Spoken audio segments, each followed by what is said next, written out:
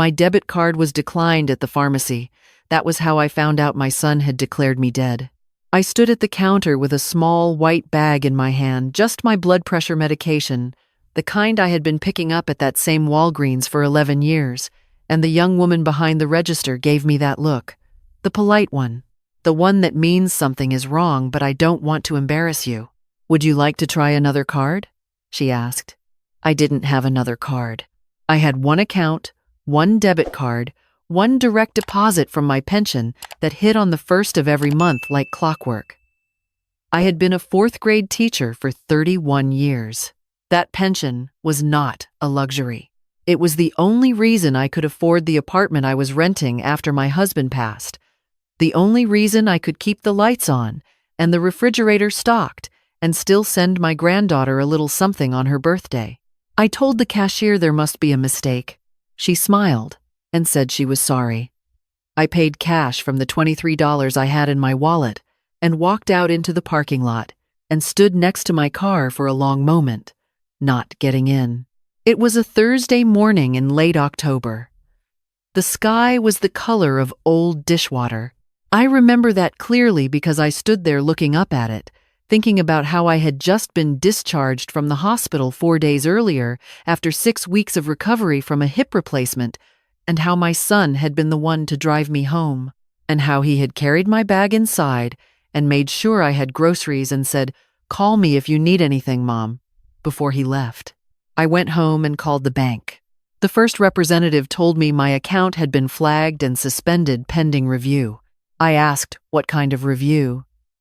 She said she wasn't able to share details over the phone and that I would need to come into a branch with identification.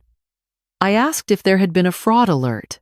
She paused one of those pauses that is too long to mean nothing and said, "Ma'am, I really think you should come in person." I drove to the branch the next morning.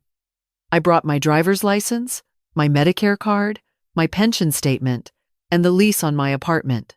I sat down across from a young man in a blue tie whose nameplate said, "Marcus and I told him my account had been suspended and I needed to know why." He typed for a while. Then he stopped typing. Then he typed some more. "Can I see a photo ID?" he asked. I slid my license across the desk. He looked at it. He looked at his screen. He looked at me. "Miss Hargrove," he said carefully. "We received a notification 6 weeks ago indicating that you had passed away." I heard the words. I understood them individually. But together, they didn't make a sentence that belonged in a real conversation. "I'm sitting in front of you," I said. "Yes, ma'am. I'm very much alive." "I can see that." "Then who told you I was dead?" He looked at his screen again and said that the notification had come through the proper legal channels, accompanied by documentation. He said the account had been frozen upon receipt of a certified copy of a death certificate, and that a request had subsequently been made to release the funds to the listed next of kin. "My next of kin," I repeated. "Yes, ma'am, is my son." He didn't answer that. He didn't need to. I want to tell you that I stood up and screamed. That I flipped the desk over, or said something sharp and devastating that cut right through all that careful bank language. But I didn't. I just sat there in that chair with my hands folded in my lap like I was waiting for a bus, and I felt something inside me go very, very quiet. I had been in the hospital for 6 weeks.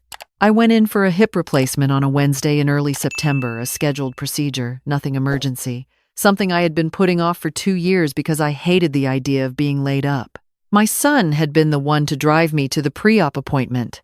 He had been the one who sat with me the morning of the surgery.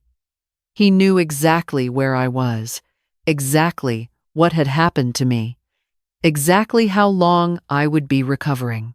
And sometime during those 6 weeks, while I was lying in a hospital bed learning to walk again, he had submitted paperwork to my bank, declaring me deceased. Marcus told me that in order to unfreeze the account, I would need to provide a certified statement from a physician confirming I was alive, along with a government-issued ID and documentation showing the death certificate on file was fraudulent. He said the bank would conduct its own investigation, but that it could take several weeks. I drove home. I sat in my kitchen. I made a cup of tea. I didn't drink. The thing about my son is that I have loved him more than I have loved almost anything on this earth. He was born when I was 26 years old, and I can still remember the exact weight of him in my arms, that specific heaviness that is not like any other weight in the world. I raised him mostly on my own after his father, and I divorced when he was 9. I worked double periods 3 days a week so he could go to a decent school.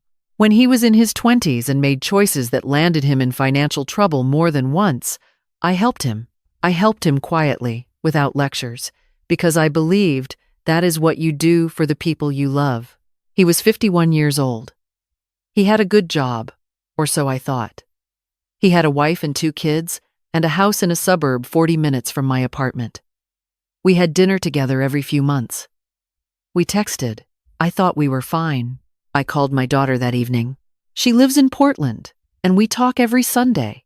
And hearing her voice was the first time since the bank that morning that I felt like I could breathe. I told her everything.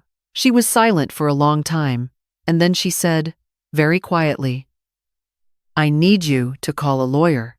I didn't sleep that night. The next morning, I called my doctor first. I explained what I needed.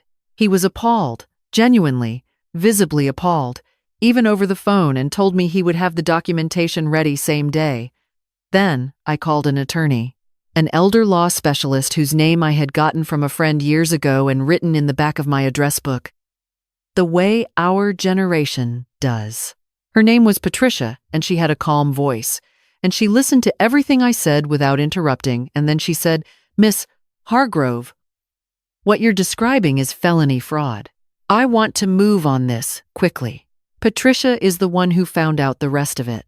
The death certificate submitted to the bank had been notarized not by a physician, because you cannot get a doctor to sign a fraudulent death certificate, but through a notary who had been given falsified documents and who, Patricia told me, would likely face his own charges. The certificate listed the cause of death as cardiac arrest. I have a strong heart.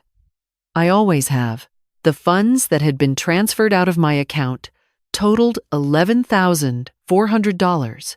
That was my entire checking balance savings I had built up carefully over the past 2 years. Money I kept liquid for emergencies, for medical bills, for the kinds of things that come up when you are 67 years old and living alone. He had transferred it to an account in his wife's maiden name.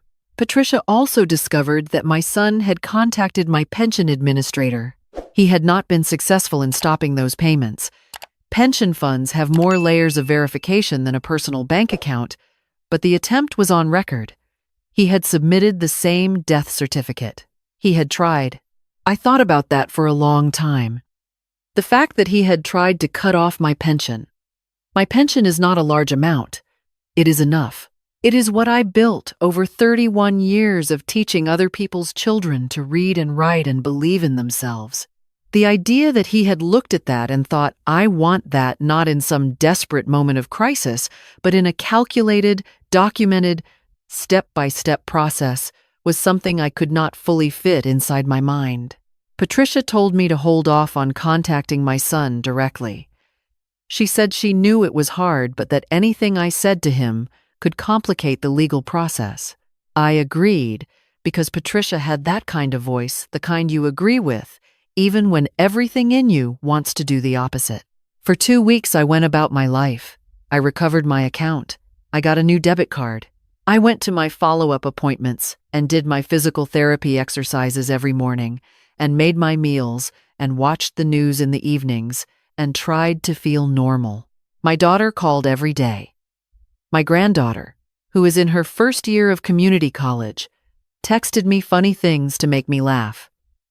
I did not contact my son. He contacted me first. He called on a Tuesday evening, 3 weeks after I had been to the bank.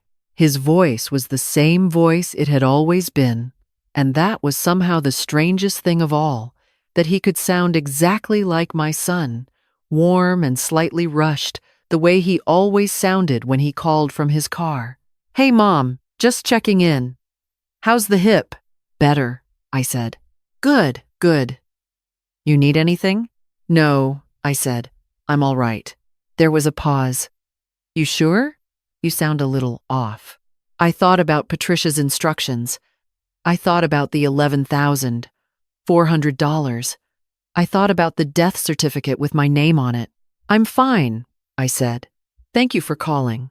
He hung up, and I sat with the phone in my hand, and I thought, he doesn't know I know yet. He thinks it worked, or he thinks it failed quietly, and no one traced it back to him. Either way, he called me and asked if I needed anything, and somewhere in him he knows what he did, and he asked me anyway. That told me something about who my son had become. I'm not sure it told me anything I hadn't been afraid of for a long time. The sheriff came to his house on a Friday morning. Patricia had worked with the district attorney's office, and the process had moved faster than I expected. She told me later that cases like this, elder financial fraud, had been prosecuted more aggressively in our state over the past few years, that the documentation was clean and clear, that there wasn't much to argue about. My daughter-in-law called me from the driveway while it was happening. She was crying and saying she didn't know anything about it. The account in her maiden name had been opened without her knowledge. I don't know if I believe that entirely. I don't know that it matters right now. My son was charged with elder financial exploitation, identity fraud, and filing a false legal document. 3 felony counts. His attorney got him a plea agreement. He pled guilty to 1 count of elder financial exploitation. He was sentenced to 3 years of probation, mandatory repayment of the full amount plus interest and legal fees, 200 hours of community service, and a felony conviction on his record that will follow him for the rest of his life. He did not go to prison. I know what you are thinking because I thought it too. I thought it sitting in that courtroom. Watching my son stand at the front of the room in a suit I had probably seen him wear to Thanksgiving dinner, listening to him say the words guilty in a voice so small I could barely hear it. I thought, is this enough? A man tried to erase his own mother's existence, and the answer is probation? I asked Patricia about it afterward, standing in the parking lot of the courthouse. She told me that in these cases, first offense, no prior record, full cooperation, this was within the normal range. She said the felony conviction was not nothing. She said his professional life would feel the consequences. I nodded. I drove home. I have thought about that day many times in the months since. I have turned it over the way you turn over something small and heavy, feeling the weight of it, not quite knowing what to do with it. My son is my son. I did not stop loving him that day in the bank when Marcus told me I was dead, and I have not stopped loving him since. Love, at my age, is not something that switches off cleanly. It stays, even when it has nowhere to go. But I also know this. I will never again sign a document giving anyone power over my finances without independent legal counsel reviewing it first. I have updated my will and my advance directive with Patricia's office. My daughter has copies of everything. My accounts have multiple verification layers that would make what my son tried to do essentially impossible now. I pick up my medication every month. I pay with my debit card. It goes through every time. There is one more thing I want to tell you, because it is the thing I come back to most. About 2 months after the sentencing, I was at the community garden where I have had a small plot for several years. I grow tomatoes and peppers and a stubborn little rosemary bush that has survived 3 winters now. It was a Saturday morning, and the light was the good kind, the low, golden kind that only happens in late fall, and I was kneeling in the dirt working on something that needed to be done before the cold came in. An older woman I know from the garden, her name is Ruth. She's in her mid-70s. She grows the most extraordinary. Dahlias came and knelt beside me and asked how I was doing. Not in the polite way, in the real way, because Ruth had heard something of what happened through our small community. I told her honestly. I said some days were harder than others. I said I was still figuring out what my relationship with my son looks like going forward, if it looks like anything at all. I said I had been surprised by how tired it made me, not just the legal process, but the internal work of it, the constant recalibrating of a history I thought I understood. Ruth pulled a weed out of the ground and turned it over in her fingers and said, "The hardest thing about being betrayed by someone you raised is that you keep looking for where you went wrong. Stop looking. You didn't go wrong.